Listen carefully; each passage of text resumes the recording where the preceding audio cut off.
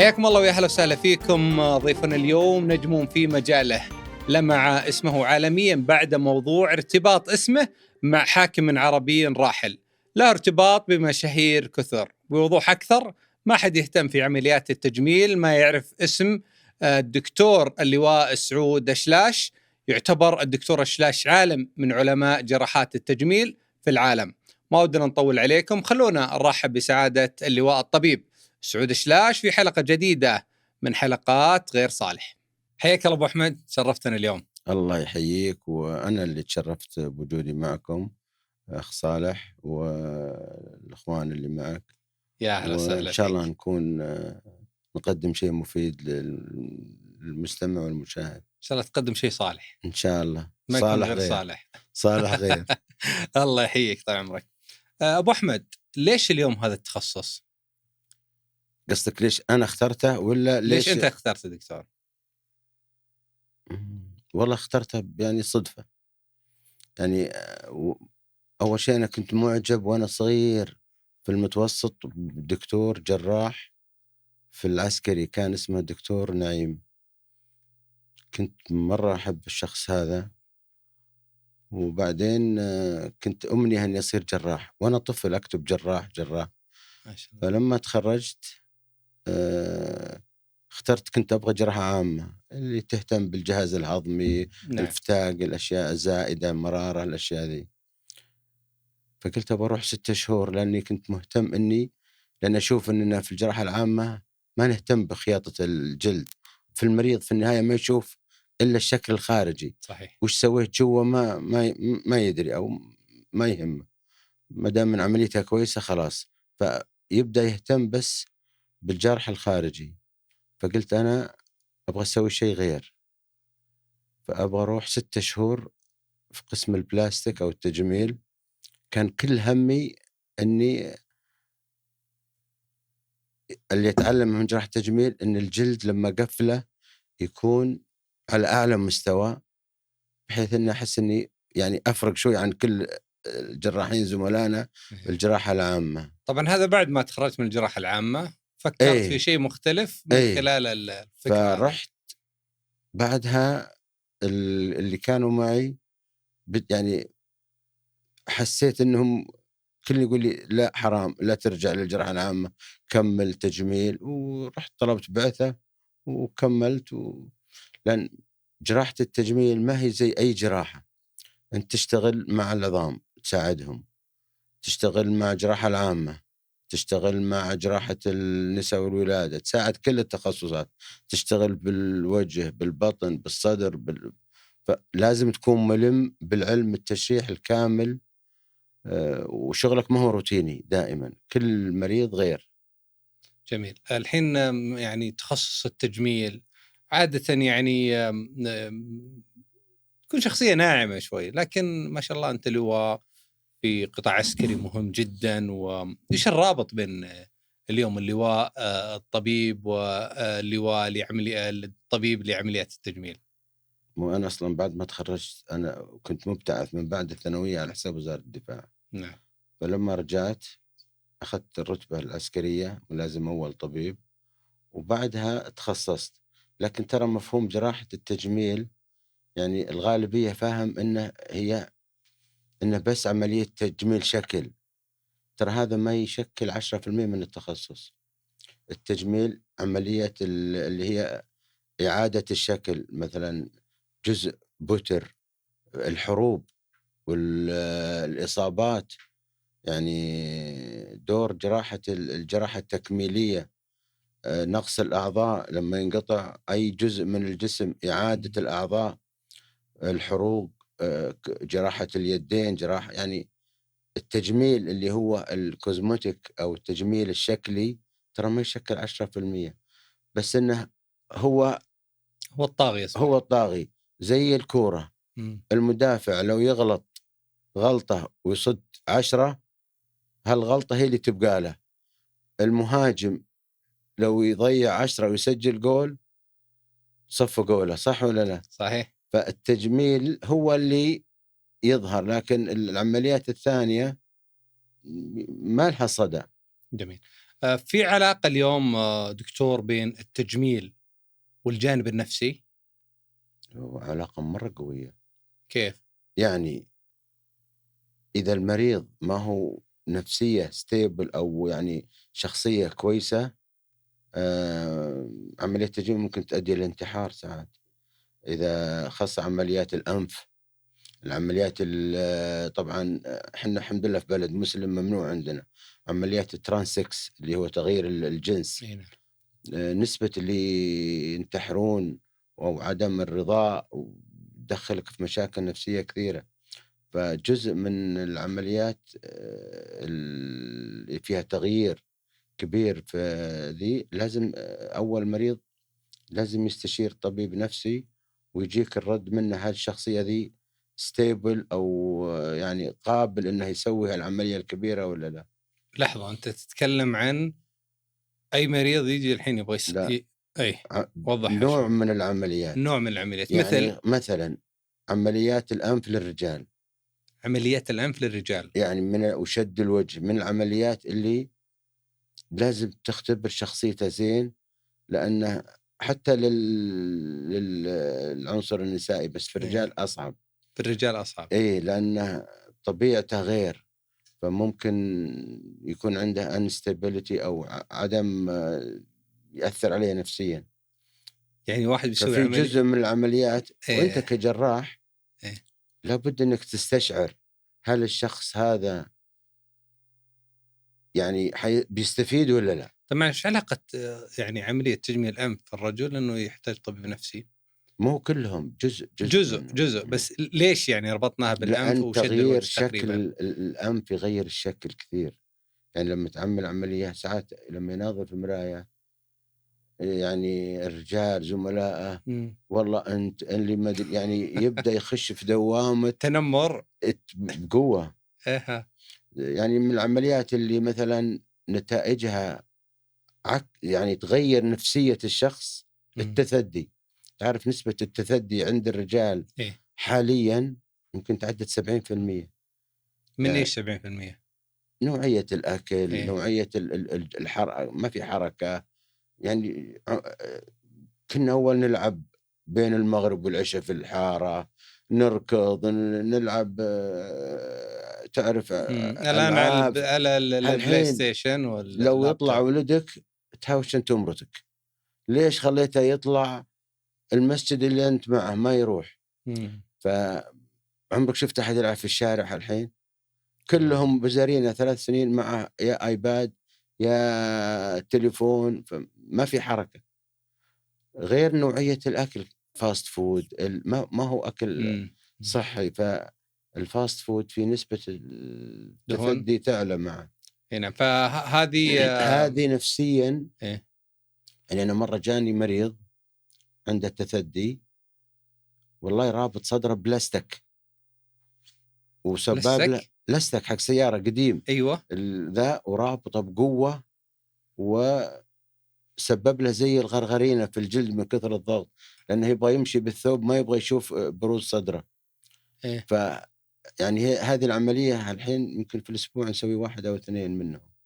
ما هي عملية مرة منتشرة. أنت بس الحين عمليات التثدي عند الرجال 70% ما هو كلهم يسوون. بس 70 تلاقي عندهم تثدي. أنت لو تلاحظ لو تروح سوق مول ولا وانت طالع من المسجد شوف الشباب الصغار وهم تلاقي كم نسبة اللي تحس إن فيه تثدي، شوفها عالية. أنا راقبها وتنتبه. طيب بس أبغى قصة الشخص اللي جاء رابط بلاستيك هذا وش صار معه؟ سويت له بعد ما ذا أعطيناه كريمات ولين التأم الجرح وشرحت له وسويناها وحياته انقلبت 180 درجة. يقول صرت أركض، صرت أروح أسبح مع الناس، عنده ثقة أكبر. إيه لأنه يعني في بعض القصص الواحد صعب يستحي يقولها، لكن في واحد يقول أنا لما سوينا العملية يقول أنا كنت أطلق زوجتي، يقول ما قدرت حتى أسوي أي علاقة مع الزوجة، لما تجي عينها يقول على صدري أنا نفسيا خلاص أندمر. لا يكون بس تعلق عليه هي بعد. لا يقول ما تكلمت والله، يقول بس هي تناظرني اذا ناظرت على صدري يعني نفسيا هو يضايق. لما سواها والله يقول حياتي تغيرت 180 درجة. يعني قد تكون إيجابية وقد تكون سلبية نفسيا. يعني شوف خليني أقول لك بالأمانة 80% إذا الخيار صح، سواء اختيار الجراح أو نوعية العملية، ترى 80% يعني نتائجها للتحسين سواء للرجال أو للسيدة أو المرأة يعني. جميل. بالنسبة للعمر في عملية التجميل، هل له علاقة اليوم بأي عملية تجميل في أعمار معينة تبدون منها، أو ما له علاقة؟ لا يعني في مثلا عمليات التشوهات في الأذن، نعم. اللي تكون عندهم مثلا عدم نمو الأذن نعم. الخارجية، هذه عادة تعمل عند 5 إلى 6 سنين. التشوهات سقف الحلق هذه تعمل حسب البروتوكول، لكن عادة بعد 3 شهور. بالنسبة للعمليات التجميل، خلينا نقول الترفيهية اليوم اللي الشكلية، خلينا نقول أحسن من الترفيهية. يلا شكلية. يعني مثلا عمليات النحت للغير متزوجة، إذا عندها يعني احتياج، الأفضل تعمل قبل الحمل والولادة. هذه عادة عملية نحت ما فيها مثلا قص ولزق وأشياء زي كذا. طيب تفضل معلش. إذا واحدة مثلا حملت أكثر من مرة، صار في نوع من الترهلات، فيصير في تباعد في العضلات، تضطر إنك تسوي نحت وشد. فكل عمر فيه له شيء. مثلا عملية الأنف إحنا نفضل ما تعمل إلا بعد 17 سنة، يكون النمو اكتمل. فيعتمد مثلا عندك الناس اللي مكممين، تحتاج تسوي لهم عمليات شد حسب نوعية الترهل. بس في أعمار اللي هي مثلا إعادة الحيوية والشباب، شد وجه، شد جسم، هذه للأعمار المتقدمة شوي. طيب بالنسبة لعملية النحت، هل في عمر معين تبدأ منه العمر هذا تقدر تسوي عملية نحت، أو أنه متاح؟ لا يعني هو دائما احنا نفضل ما تكون قبل 17-18 سنة للسيدات يعني. طيب خليني أخذك مرحلة شوي متقدمة اليوم. الذكاء الاصطناعي والطباعة ثلاثية الأبعاد اليوم على الجراحة التجميلية هل أثرت اليوم من خلال أشياء كثيرة أنا ما ودي أنت تتكلم عنها؟ والله هي شوف، هي حسنت وزادت الوعي عند الناس، لأن الذكاء الاصطناعي يعني يعطيك، هو أصلا ما يجيب شيء من ما يألف، هو يجيب من السوق، ففي جزء منه غث وفي جزء صح، لكن دورك أنت كمتلقي لما تشوف الكمية المعلومات اللي يعطيك ويحاول يختار المصادر، أنا أعتقد أنه زاد نسبة وعي الناس كثير. يعني أنا حتى أنا ساعات أخش على الذكاء الاصطناعي وأسأله بعض الأشياء. طيب برضه خليني أسألك، يعني دائما في معلومة نسمعها، هل هي حقيقة ولا لا، أنه يجيك شخص سيد أو سيدة ويريك صورة مثلا ممثل أو ممثلة، يقول أبغى هالوجه هذا، أبغى أصير نفس الشبه هذا الشخص اللي ترفضه مفروض. هذا اللي نحن نسميهم ديسمورفيك بودي سندروم، اللي هو مرض التعلق بالجسم. الشخص اللي يجيب لك صورة ويقول أبغى زيه، الأفضل أنك ما تقع في فخ المريض، لأنه مهما كان ما يكون هو راضي عن أي نتيجة تصير. يجونك العينة هذه تجيك، ودائما أقول لهم الصورة دي قفلها، وش أنت مضايقك، وش أقدر أنا أسوي. وش ردة فعله دكتور؟ بعضهم نحتاج أن نسوي له استشارة لطبيب نفسي زي هذولا، وبعضهم تحس أنه يعني خدعه أحد وجاء وزي كذا، لكنه ما في شيء يعني كلير كت بين هذا وذا. هو ايش ردة فعله لما تقلب الصورة تقول أنت المفترض تعرف ايش تبغى اليوم؟ يتقبل جزء كبير، والله يتقبل. إيه لأنه تعطيه الصح أنت، يعني ما في شيء اسمه أنا أبغى أطلع كوبي بيست، لكن في بعض العمليات يعني مثلا الأنف، إيه. في ناس مثلا يقول لك أنا أبغى الأنف الأوروبي وهكذا. يعني هذه ممكن تسويها، بس ساعات على مريض معين أنت لو سويتها يعني المريض ذا يمكن ما راح تعجبه النتيجة. فالصح أنك تختار. أنا حسيت دكتور أنك تروح وترجع لموضوع الأنف، واضح إنه حساس الموضوع. لا والعملية هذه يعني حساسة وفيها ملاحظات وأحيانا ردة فعلها. عملية لابد يعني التصحيح فيها مرة صعب. فأنك تختار الجراح، وأنك تختار، وأن أنت كجراح تفهم المريض وش بيصير له، مرة مهم. زي عملية شد الوجه لازم تختارها بعناية. شد الجفون، يعني الأشياء اللي فيها ظاهرة للعلن، يعني التصحيح فيها ساعات يكون مرة صعب. فالأفضل أنها وان شوت من أول مرة تكون كويسة. نعم. كم صار لك في هالمجال دكتور في التجميل بالتحديد؟ يمكن حدود لازم أقول يعني. اي والله يهمنا هالسؤال. أعتقد لا، لأنه بدخل 25 سؤال مهم جدا. بعدها يعني تعديت حدود 25 سنة 25 سنة ما شاء الله تبارك تقريبا. الله. طيب، عرف من 2000 ما شاء الله تبارك الله. عرف الدكتور اللواء سعود الشلاش أنه هو من قام بعملية التجميل والترميم والعلاج للرئيس الراحل علي عبد الله صالح بعد عملية التفجير والحرق اللي تعرض لها.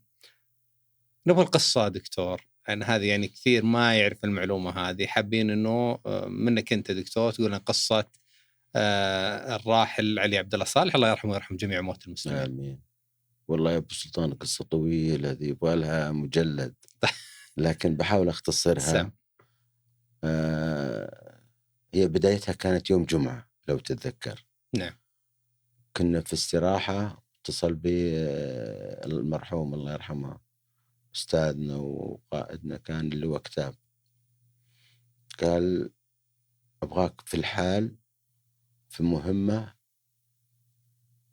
في اليمن، ومر المستشفى وخذ أي شيء تبغاه. طبعا رحت على طول من العزيمة اللي احنا فيها. ما تدري شو الموضوع يعني ما يبغى لها ذكاء لما اليمن والأخبار كلها تتكلم عن تفجير يعني وحروق، أنه أصيب وأنا جراح، يعني هذا جزء من تخصصي في التوقع يعني. بس لا أبد ما كنت أعرف. فحتى رحت المستشفى قابلت بعض الأطباء وأخذتهم معي، قلتهم يلا وين؟ قالوا أبد معك على طول والله ولا شاور. ولما ركبنا الطيارة اتصل باللواء كتاب الله يرحمه وقال لي المهمة. كنت متوقع طبعا زي ما قلت لك. نعم. نزلنا بالمطار، طبعا كان فيه شغب أو شيء، فتعرضت طيارتنا لإطلاق نار وإحنا نازلين على المدرج. المهم نزلنا ورحنا شفنا المريض، وكانت قعدت حوالي 72 ساعة ما في نوم ومفاوضات، ويجي وفد، جاء وفد أمريكي قال له الشانس انك تعيش زيرو، ورفضوهم مشوا. جاء كمية وفود. هم نفس الشيء، أطباء ومن جنسيات مختلفة. يعرضون أنه هم ممكن يسوون العمليات. فبعضهم قال لا هو كان حوالي 70% وحروق انها يعني في الحنجرة والرئة. ففعلا يعني أنا كنت أشوف أن الشانس أنه يعيش طبيا مرة ضئيلة. فكانت التوجيهات أن نحاول نقدم اللي نقدر عليه داخل اليمن. مريت المستشفيات اللي في اليمن في صنعاء ما في شيء أبد. فبلغت المسؤولين عندنا أنه الشانس أنه يعيش زيرو في اليمن، لكن ممكن احنا ننقله وممكن هي في الطريق، يعني ما نضمن يوصل حي، لكن كل ما أسرعنا أفضل. أعطينا علاجات تساعد على عدم تورم الحنجرة والقصبة الهوائية ومضادات ومغذيات. هو كان في وعي وقتها ولا؟ واعي، يتكلم معي، وكان اللي حوله ما يبغونه يطلع. الأمور سياسية ما لي دخل فيها، ما يبغون يطلع إنه صار ما يبغونه يترك اليمن. يبغونه يبقى في اليمن.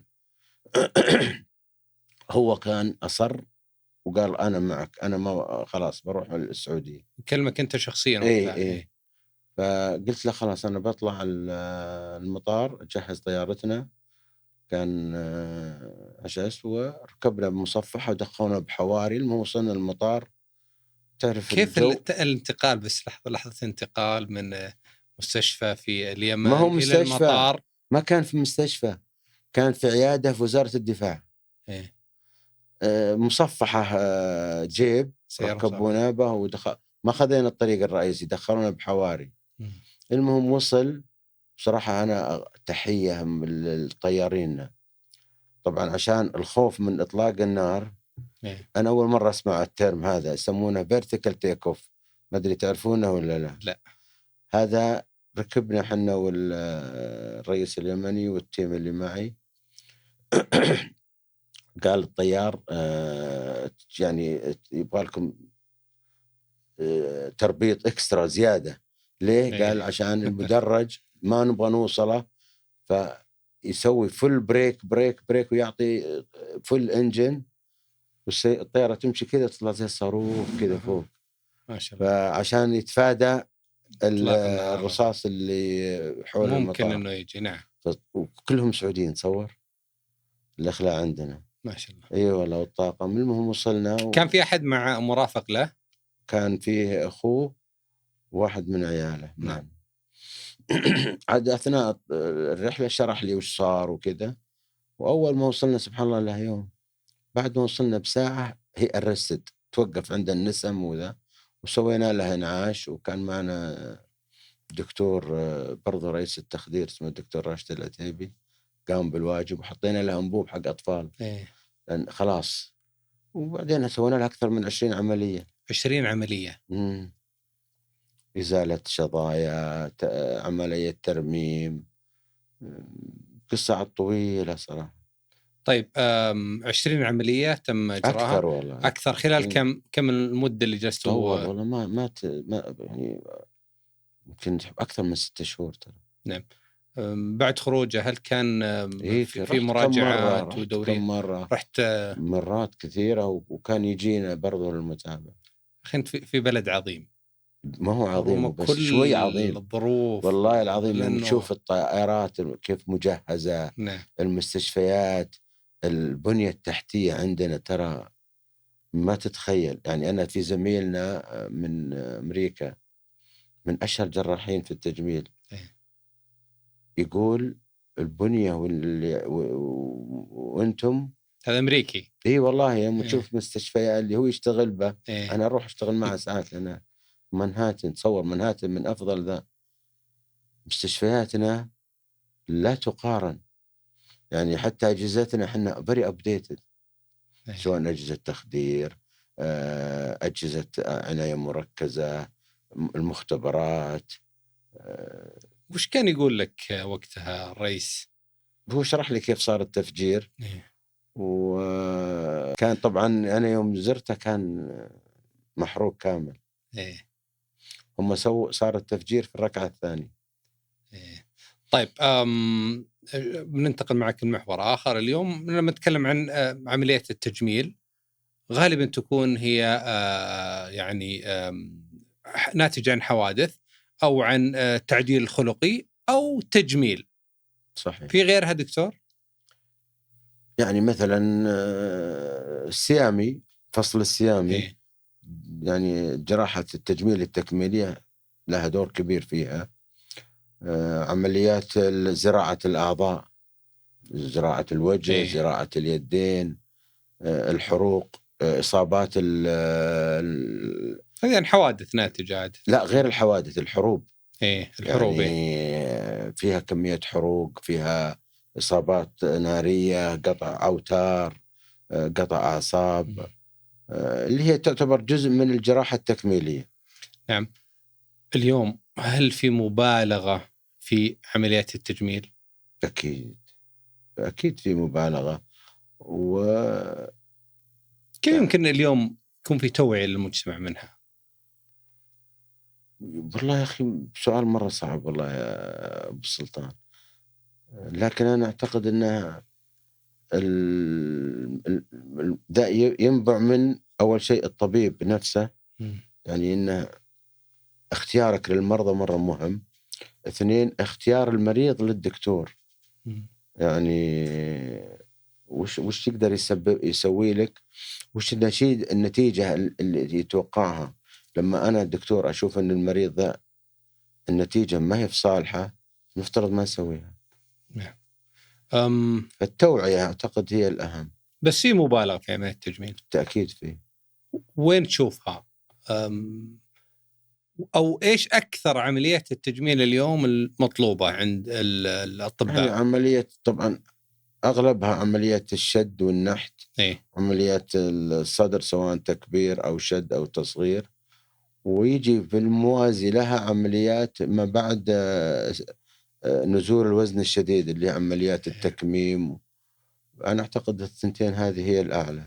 نعم، قبل شيء قلت كلمة مهمة، اختيار الأطباء، وهذه فعلا هي مهمة لسبب أنه النتيجة قد تكون سلبية. طيب دكتور؟ أكيد، يعني شوف الجراح اللي ما عنده مضاعفات هذا اللي ما يشتغل. يعني أنا دائما أقول رب العزة والجلالة هو لما يخلق البشر يخلق الصحيح ويخلق اللي في تشوه، اللي في تشوه خلقي. فأنت كجراح يعني تاخذ بالأسباب، تختار المريض الكويس، لكن دائما تقبل المريض أي مضاعفة، لأنك أنت ما أنت جاي وأنت مريض. يعني لو واحد حادث ومصاب يعني تقبله للمضاعفات أكثر من واحد جاي ما في شيء وجاي يبغى يحسن شكله، بس هي في النهاية عملية قابلة للالتهاب، قابلة للنزيف، قابلة للجلطة. حتى لو سويت كل الاحتياطات في نسبة ممكن تصير يعني المضاعفات. طيب وش الحالات اليوم، أو تذكر حالة مثلا جتك من كان فيها خطأ فادح من أحد الأطباء وأنت اشتغلت عليه دكتور وحاولت تحسن أو تطلع فيها بالشكل السليم؟ والله شوف، يعني هو أخطاء، معنى أخطاء قليل صراحة، لأن يعني خليني أقول لك شيء، إن عندنا للأمانة وزارة الصحة من أفضل الأقسام اللي هو المتابعة، وعلى أن المريض يأخذ أفضل علاج، وأي مشكلة هم دائما يركزون على المعايير وأن الأماكن. يعني الحالات الأخطاء قليلة، لكن المضاعفات شيء ثاني. لكن اللي أنا أحس أنه جت فترة من الفترات الضحايا الحقن الدائم. الحقن الدائم أنا أعتبره شيء ما له حل. يعني أنت دورك أنك تخفف الآثار، لكنه مشكلة معك إلى يوم الدين. ايش تقصد بالحقن الدائم؟ في بعض المواد دائمة ويحقنونها سواء في الوجه أو في الصدر أو في الأرداف أو في مناطق الحساسة. هذه عبارة عن قنابل، يعني زي ألغام ما تدري متى ينفجر. قنابل يعني مو تدري متى تدوس عليها وينفجر. عطني وش المادة دكتور؟ الفيلر مثلا؟ هي كلمة فيلر يعني مادة تحقن. إيه؟ الفيلر فيه دائم وغير دائم. إيه؟ الدائم هذا في أنواع كانوا يجيبونها من دول أوروبا الشرقية أو من أماكن، تجيك بجراكل إيه؟ ويأخذونها بإبر وتحقن. بعضهم شغالات يحقنون في البيوت، لكن يعني وزارة الصحة سوت في الأخير حملة، يعني وغير كذا كان صار في حملة يعني إعلامية قوية. فأعتقد أنها الحين إحنا نعالج الآثار، بس كحالات جديدة من زمان ما شفت. طيب بس ما قلت لنا أي موقف صار.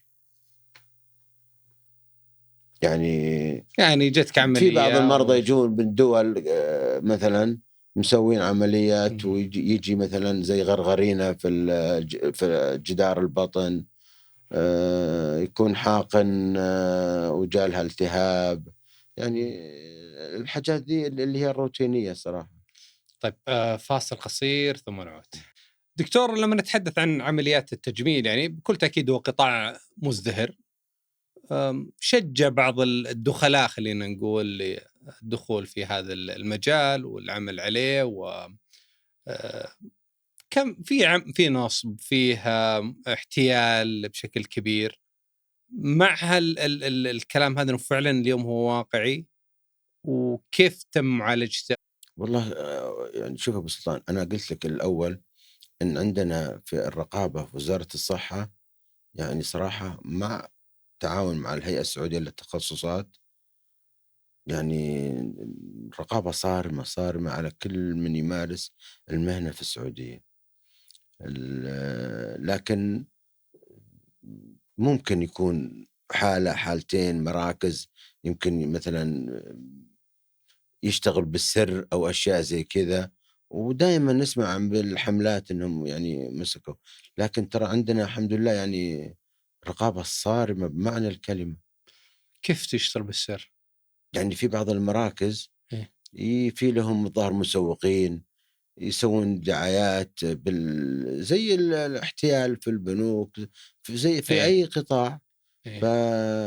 فيجيبون المرضى يبيعونهم الوهم، ويجيبونهم لبعض الأماكن ويسوون عمليات أماكن غير مرخصة. تمشي على ناس كثير.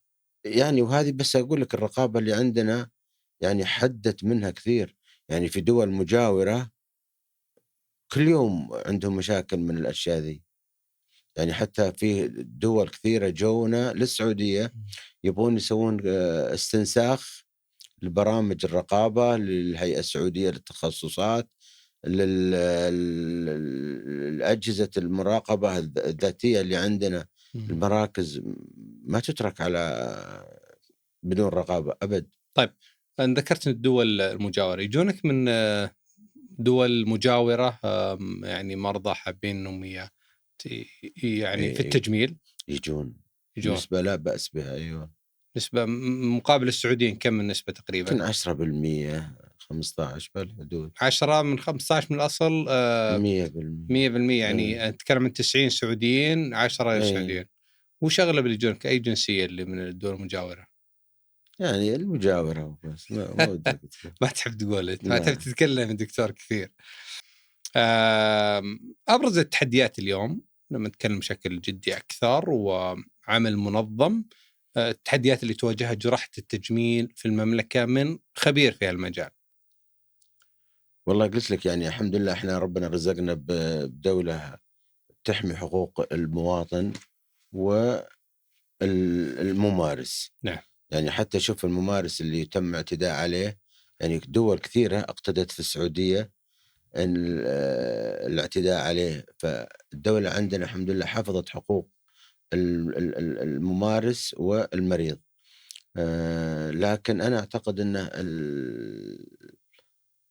مهما كنت يعني لا تعتمد على أنه ضمير الشخص اللي قدامك. أنا أتكلم عن المريض، المفترض أنه يتأكد من الطبيب، ممكن يسأل وش مؤهلاته، يسأل عن كل شيء عنه. يعني ما هو سر أن أنا المريض يجيني وأقول أنا بسوي لك عاجبك ولا مع السلامة. من حق المريض أنه يعرف يعني هل أنت عملت العمليات دي، نسبة المضاعفات، ولازم تشرح له المضاعفات وش هي كاملة. والمريض ترى يعني عادةً ما يمر ترى لطبيب واحد الغالبية، مم. أغلبهم يكون مَر على 2، 3 لين هو يشوف وش اللي يرتاح أكثر منه. نعم. هل فيه اليوم عندنا في السعودية عجز أو اكتفاء من مراكز التجميل؟ والله أحس إنها يعني بازدياد لدرجة إنها ممكن تصير بكرة المراكز أكثر من المرضى. هذه واضحة شوي يعني. أعتقد والله ما أدري، يعني هذا انطباعي والله. إيه. مم. كيف تشوف مستقبل التجميل في السعودية؟ شوف هو على مستوى العالم إيه. هو بزيادة. يعني أنا أتذكر أول ما تخرجنا في الامتياز مم. كنت أقول كان معنا استشاري أمريكي، فكنت أقول very old man 42 years old، عمره 42، رجال شايب أقول. قال سعود وشلون تقول كذا؟ كنت يعني كنا لما واحد يقولون وصل ل40 50 وش يقولون كلا عمره ولا لا؟ هالحين يجونك ناس يعني رجال حريم في 60 في 70 ما تعطيه عمره، صح ولا لا؟ فأكيد الأجهزة المساعدة يعني لها دور أنت صراحة. الحين مع ال 42 شايب ولا ماني لا فاهم أنا؟ أكيد لا، أول إيه مو الحين لا هذا عمس. الحين يجيك ما شاء الله 42 طاق البرمودا والشورت إيه طيب والكاب وش أقول لك والسيارة يعني كاجوال ف يعني أنت الحين لما تشوف يعني الأعمار بدأت تطول، صح ولا لا؟ يعني لما واحد يقولون هذا وصل 50 أول والله 50 تقول هذا خلاص رجل برا ورجل جوا. الحين لا. ما شاء الله. طيب بصراحة دكتور، يعني أنت في العيادة مثلا أو خلال مسيرتك في هالمجال هذا، من الأكثر حضورا في العيادة، رجال من النساء؟ ده أكيد النساء يمكن أكيد النساء. 80% أو أكثر بعد. 80% الرجال نساء. أغلبهم مم. التثدي زي ما قلنا أول، ويجون يبغون يعني شوف الحين على مستوى العالم العمليات اللا جراحية لإعادة النضارة يعني صارت هي الترند أمانة. يعني شد الوجه للرجال فيها مغامرة لأي رجال في الدنيا. ليه؟ أنت عندك بين الشعر من هنا والأذن في منطقة ما فيها شعر، إذا شديته بيوصل الشعر إلى هنا، تضطر تسوي له ليزر ويعني يخش في دوامة.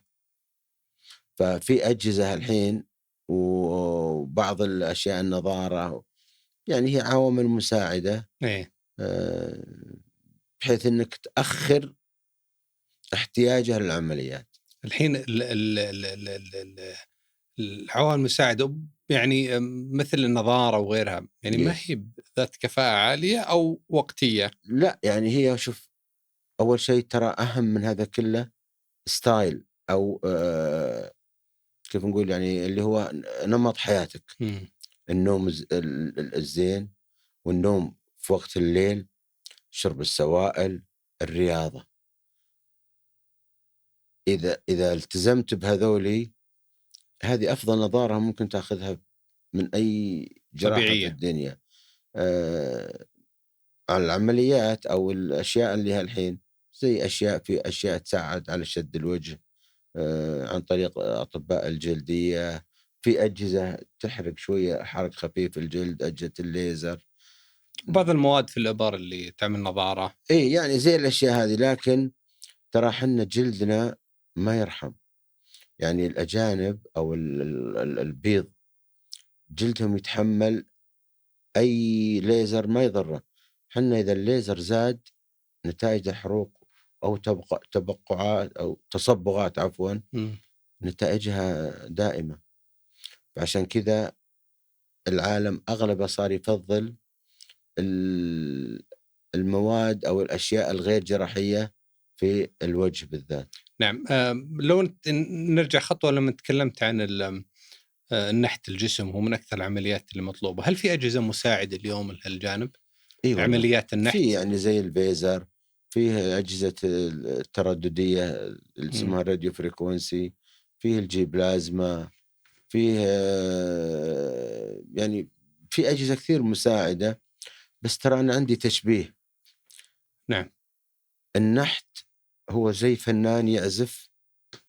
يعني لو أجي أنا تعطيني بيانو ولا عود وتقول لي اعزف بشخبط شخبطة ما لها معنى. تجي الواحد فنان نفس حركة اليد ولا لا؟ يعني لو مسك لها بيانو الأصابع فوق تحت أو العود، لكن الفرق وين؟ وين؟ في الصوت اللي يطلع. الحركة مو كل عازف مو نفس العازف نفس حركة اليد، يفرقون في الصوت. فالنحت هو زي اللي يعزف على آلة. إيه. الآلة تعتمد على الشخص اللي يستخدمها. يعني هي أجهزة مساعدة بس في النهاية أنت الماستر يعني. جميل. دكتور، لما برضو واحد الأصدقاء الأعزاء قال لي اسأل الدكتور الكرش. دكتور كيف؟ الكرش يا دكتور وش حلها؟ شوف هو لازم نفرق بين نوعين. نعم. يعني في الدهون الداخلية أو الحشوية، وفيه الدهون اللي تحت الجلد. الدهون اللي تحت الجلد هذه مقدور عليها، ما عندنا أي مشكلة بأننا ننقص اللي نبغاه. الدهون الحشوية أنت لو عملت عملية شفط الدهون الخارجية، الدهون الحشوية راح تبرز زيادة، يطلع الشكل أسوأ من السابق، من قبل. يعني لو قلت قبل وبعد، قبل أفضل من بعد. كيف تعرف؟ صحيح. في فحص كلينيكي نتأكد، تفحص المريض وهو نايم وهو جالس، نقدر نعرف. وإذا يحتاج يبغى تأكيد ممكن يسوي موجات صوتية أو مقطعية، هذه تبين الدهون الدهون الحشوية. هل هي نسبة حيتبين الكل، الخارجية أو تحت الجلد زائد الحشوية. 2 التحاليل، الكوليسترول، الدهون الثلاثية تبين لك برضه. لاحظ أنه بعد 40 غصب، إذا ما أنت تزود نشاطك وتقلل كمية الأكل اللي تاكله لازم تسمن، لأن التمثيل الغذائي يبدأ يقل تدريجيا من بعد 40. الكيرف لاحظ أغلب الناس تلقاه والله يقول أنا ما تغير حياتي نفسها، أكلي هو أكلي، دوامي هو دوامي، بس بديت أزيد. التمثيل الغذائي عندنا كل ما نكبر يقل، فأنت تزوده إنك تقلل شوية الأكل وتزود الأكتيفيتي أو الحركة.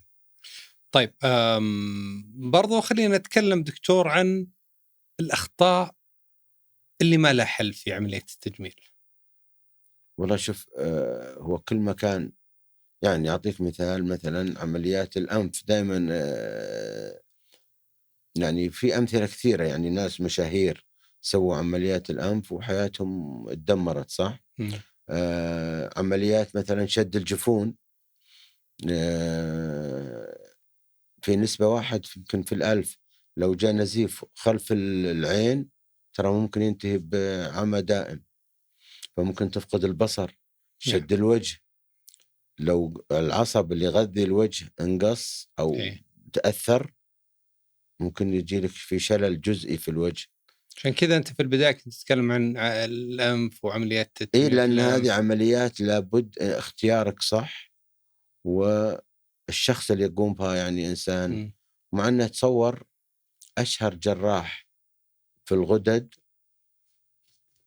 قطع الأحبال الصوتية، الواحدة من أكبر المشاهير في لندن، فقدت الصوت، صارت ما تقدر تغني. ترى أم كلثوم رفضت العملية وماتت عشان خوف من قطع الأحبال، العصب اللي يغذي الأحبال الصوتية. يعني ما في عمليات، مثلا عمليات الصدر، ممكن الحلمة إذا ما أنت عملت مع حسابه صح، ممكن المريضة تفقد الحلمة والهالة حولها. يعني في أشكال، يعني في أشياء مقدور عليها. لما تسوي مثلا عملية نحت يطلع مثلا هنا في زيادة، هنا في نقص، هذه مقدور عليها بعض المضاعفات. نعم. بس في بعض الأشياء تعديلها ممكن، بس ما راح يكون بنفس الشيء الطبيعي. نعم. آثار العمليات دكتور عادة بعد العمليات الجراحية وكذا، هذه سهل أنها تروح، أو هي تعتمد على الدكتور في وقت التنفيذ؟ تعتمد على عاملين صراحة، الدكتور والمريض. يعني دورك أنت أنك تسوي الشيء الصح، استخدام الأدوات الصح، نوعية الخياطة. في بعض المرضى يقول لك تخيط الجلد بالليزر، ما في شيء في الدنيا اسمه أخيط بالليزر، بس إحنا ممكن نسوي لك خياطة أنت ما تشوف إلا الجلد على الجلد. الخياطة كلها مخفية تحت. مخفية. نعم. 2 نوع المريض، العمر، أمراض مصاحبة، مدخن غير مدخن، السهر. إيش علاقة التدخين في التدخين أكبر ضرر لأي عملية، لأنه السيجارة الواحدة يكون مثلا هذه الأوعية الدموية نصها على طول يقفل، يعني يصير في تضيق. كمية الأكسجين اللي تروح للعضو اللي مسوي فيه العملية أقل، نسبة الالتهاب تزيد، يصير عدم التئام، أشياء زي كذا. فدائما ننصح أن المريض على الأقل يوقف. يوقف. وإذا هو يعني خاصة عملية مثلا شد وجه ولا عمليات شد بطن ولا صدر، الالتئام يكون صعب للمدخن ترى. صعب المدخن. طيب قبل شيء ذكرت أحد المشاهير اللي خلينا نتكلم برضو عندنا مشاهير هنا في السعودية، يجونك كثير دكتور لهذا؟ والله هذه أشياء عاد مفترض ما تقال يعني. هذه ما قلت لك خصوصيات. اذكر اسمائهم أنا بس أقول لك يجونك. أكيد ما في مو أنا أكيد الغالبية يجون في كثير. أغلب الأماكن. يس. إيه. وأنت جالس دكتور مر رجل أو سيدة تعرف إنه هذا مسوي عملية تجميل؟ لا ولابس وكذا. إيه. لا عاد وش أنا ساحر. إيه. No. في حال إنه في اللبس يعني كامل في ما يبان. في أشياء واضحة. إيه. وفي أشياء لا يعني. في أشياء إيه واضحة مرة يعني مو أنا يعني العامة عاديين يعرفونها يعني. إيه. وفي أشياء لا سارة مو شرط. إيه. اللي في الوجه تكون عادة واضح إنه بعض حسب الأحيان. حسب إيه. يعني. هو المفترض إني أنا إذا سويت لك عملية في الوجه ما تبان. إن اللي يشوفك يقول والله أنت متغير إيه. في محلو وساير فيك شيء غريب. إيه. بس ما يبان شيء أوفر. إيه. طيب أغرب عملية تجميل نفذتها دكتور أو مرت عليك من خلال زملائك، سواء بشكل إيجابي أو سلبي كانت يعني الغرابة فيها؟ وفي أشياء الواحد يعني تجرح المشاهد ما تقدر تقولها. لكن في عملية قعدنا فيها 25 ساعة. كان مريض عنده ورم خبيث وشلنا المنطقة دي كامل وأخذنا أنسجة وزرعت تحت الميكروسكوب. إيه. وكان في موقف طريف. كان أمير تبوك الله يذكره بالخير الأمير فهد بن سلطان كان جاي يزور المستشفى. طبعا أنا فرحان عملية قعدنا 25 ساعة يعني بدينا الصباح وخلصنا ثاني يوم. إيه. فقلت له بيسلم على المريض. يوم شاف المريض تو ما له يومين بعد العملية لسه متورم ومنظره انفجع قال من اللي شوه. فكان وقتها معنا مدير عام الخدمات موجود. قال الموقف هذا صار معي قريب له الدكتور اسمه عبد الحميد الفرايضي. يقول كان الأمير سلطان الله يرحمه جاي يشوف مريض وكانت عمليات هذه تاخذ المنطقة بدون ميكروسكوب بس تحركها كذا. فصار كأنه كبري وجه المريض. يوم شافها الأمير سلطان الله يرحمه قال من اللي شوه هذا وش سويتوا فيه؟ فكان يقول لي الدكتور الله يذكره بالخير الدكتور عبد الحميد اللي هو الفرايض اللي صار معك صار معي قبل كذا. طيب وعمليات تجميل يعني طلب غريب فيها. في بعض الأطفال احنا سويت يمكن حوالي أكثر من 30 حالة يولد وهو خارجيا ولد بس تحليل الهرموني وكله بنت. هذا نسويهم نعمل له عملية إعادة وياخذ علاج الهرمونات ويضبط أموره. لكن أنت لو تشوفه تقول هذا ولد 1,000,000%. وهو أصلا داخليا بنت. هذه من الحالات اللي. طيب هل ترفض عملية التجميل الوحدة مثلا ما تحتاج؟ جاتك مريضة أو مريض أو شخص يبغى تجميل طلب شيء معين أنت تشوفه في عينك دكتور إنه ما يحتاج، ترفض ولا تنفذ؟ أكيد إذا ما هو ما يحتاج إذا ما يستفيد.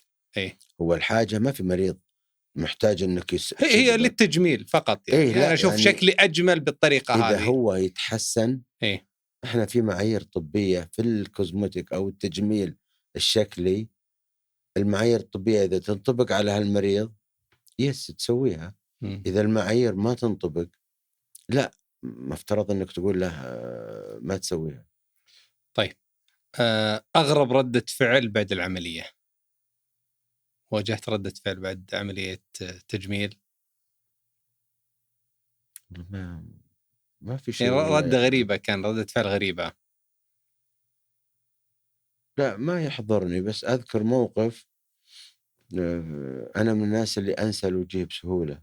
يعني لا تستغرب لو قابلتك بعد كم يوم وتسلم علي من أقول معي. لك من معي. يعني حتى مرة كنت واخذ معي ولد عمي راكب معي بالسيارة ونزلته. الكلام هذا أنا كنت رائد، يعني مو تقول الحين زهايمر عشان بس أشيل الزهايمر. نزلته ورحت أشوف بعض الأشغال مرضى وكذا، ورجعت أهلا أهلا وسلم عليه، من جابك كيف جيت؟ قام يخبط بنفسه، شو هذا أنا جاي معك؟ قلت هو نسيت والله آسف. ناسيك ها؟ إيه فالمريضة هذه أنا مسويها قبل أسبوعين وجاية تزور مريضة ثانية. فدخلت وهي جالسة ما انتبهت لها، فقالت ما عرفتني يا دكتور. قلت لا أنا عرفتك بس ما حبيت أسلم، يمكنك ما تبغين تدرين الناس إني مسوي لك عملية. وأنا والله صدق حلوة التصريف هذه دكتور. وش أبغى لأني أنا والله يعني المريض يطلع أنسى والمريض إذا ما تقرأ الملف قابل أعداد كبيرة يوميا، فشيء طبيعي. دكتور جاك رجل قال رجع زوجتي زي أول؟ جاني وكان ردي عليه واحد من المرضى، كان ردي عليه مو كويس. زوجته مرة جميلة وما تحتاج زيادة، وقلنا لها اوكي نسوي كذا وكذا، وكل شوية لا هذا مو كله، دمر الحرمة. قلت له يا أخي ممكن توقف؟ قال إيه. قلت ناظر بمراية بالله أنت راضي عن شكلك؟ ف ايش دخله يا دكتور؟ لا ضايقك؟ يعني لا يعني قصدي لا تحطم الشخص اللي معك. يعني سواء أنت رجال أو حرم أو زوجتك بعد، هو يبي عملية تجميل في نظره. لا يعني ولا يقول كيف؟ والله شوف هذا مو بزين، هذا مدري وشو، لو إنها كذا يعني. يعني هذا حتى لو تسوي بها ما سويته بها. قلت له بالله ممكن توقف؟ قال ليه؟ قلت أبغاك تناظر في مراية. حلو. هذا الشكل هذا يستاهل إنك تسوي كذا بهذه؟ كرشته قدامه وحالته حالة وديماندينج. هذا قصدي. ترى ما أقصد شيء يعني لا تفكر. طيب لا تروح لا أنت اللي بيجيك راح فيها. طيب على طار الرجال، وش قصة التكساس للرجال؟ تجميل. ترى الاسم هي احنا نسميها تحديد الفكين. تحديد الفكين. اي لكن اللي يسميها تكساس واللي يسميها كليوباترا اللي اسامي، لكن هي تحديد. هي لاي واحد ممكن يكون عنده شويه دهون، لما تشيل له المنطقه اللي تحت دي تحدد له المنطقه دي. طيب دكتور، يعني خلينا نروح الجانب شرعي شوي في عملية التجميل. كيف تقرأ أنت الجانب هذا اليوم؟ وهل هو اليوم جزء من العمل اللي جالس يصير عندنا احنا؟ الحمد لله احنا في النهاية كدولة تحكم بشرع الله، ومن خلال تطبيق الشرع بشكل دائم، غير الدول زي ما أنت ذكرت قبل بعض العمليات اللي ممنوعة هنا حتى شرعا غير مقبولة. شوف هو يحكمها عاملين أمانة. أولا العرف الطبي، يعني هذا ما له دخل لا بالدين ولا بغيره. يعني هذا العرف الطبي أنه انترناشونال دولي، في مقاييس ومعايير هذا تعمل أو ما تعمل. نعم. نجي حنا كدولة مسلمة عرب ولنا تقاليد. يعني أنت مثلا عندك تلفزيون، التلفزيون اللي يعرض فيه ما هو مسؤولية اللي عارض فيه، ما هو مسؤولية التلفزيون نفسه. نعم. يعني أنت تسوي المريض شيء يحسنه، هو استخدمه في الشيء الكويس أو استخدمه هذا يعود له هو، ويعني نسبة يعني نوعية المريض وحياته ودينه و طيب دكتور، أنا في أسئلة وصلتنا عبر منصة إكس نبغى نستعرضها، لكن قبل الأسئلة بسألك سؤال وأبغى إجابة واحدة فقط. أكثر عملية تجميلية للرجال؟ تثدي. أكثر عملية تجميلية للنساء؟ النحت والشد. النحت والشد. والشد. بعدها تجي الصدر. بعد يجي الصدر. طيب أوكي دكتور، أنا بدخل بس المنصة وبشوف الأسئلة اللي يعني طرحت علينا. هل في فرق كبير بين عمليات التجميل عند الرجال والنساء؟ أكيد في فرق. في فرق. يعني أعطيك مثال، أنت لما تسوي نحت مستحيل نحت رجال تسوي له نحت وبودي كونتور زي ما تسوي الوحدة. يعني خصر أرداف، فإيه يفرق بالتأكيد. طيب سؤال ثاني، كيف الواحد يختار الدكتور المناسب وما يطيح بيد نصاب؟ هذا مهم. شوف أنا أعتقد في السعودية زي ما قلت لك سابق أن الرقابة صارمة، يعني حتى ممكن يسأل عنه في الوزارة. يعني أعتقد أن فيه معلومات متاحة لو يخش على الأونلاين عن طريق وزارة الصحة. إيه؟ في ممارس، يعني في عندنا طرق كثيرة للتأكد من الشخص، من هو هذا، وش مهنته، وش عمله. طيب. أو نفس المركز يعطيني وش الشخص هذا، وش من وين. طيب برضو في أحد الأسئلة، وأعتقد أنه سؤال جميل، وأنت ممكن كنت تتوقع أنك تنتظر أحد يسأل السؤال هذا. أهم نصيحة لأي شخص يفكر يسوي تجميل؟ أول شيء وش يبغى، النتيجة اللي يبغاها لازم يكون عارف وش النتيجة اللي يبغاها. 2، أنا كجراح هل أقدر أسوي له اللي احنا نسميها بلغة الطب توقعات المريض. إيه؟ وهذه من أهم الأشياء اللي تحكم علاقة الدكتور باختياره للعملية وللمريض. يعني في مرضى يكون توقعاته شاطح، هذا مفترض ما يعمل. يعني خليني أشبهها لك بالسيارات. يعني مستحيل أنا مثلا أجيب كوريلا وأخليها BM. عرفت؟ يعني لازم يكون الشخص اللي قدامك واقعي بالنتيجة اللي يبغاها.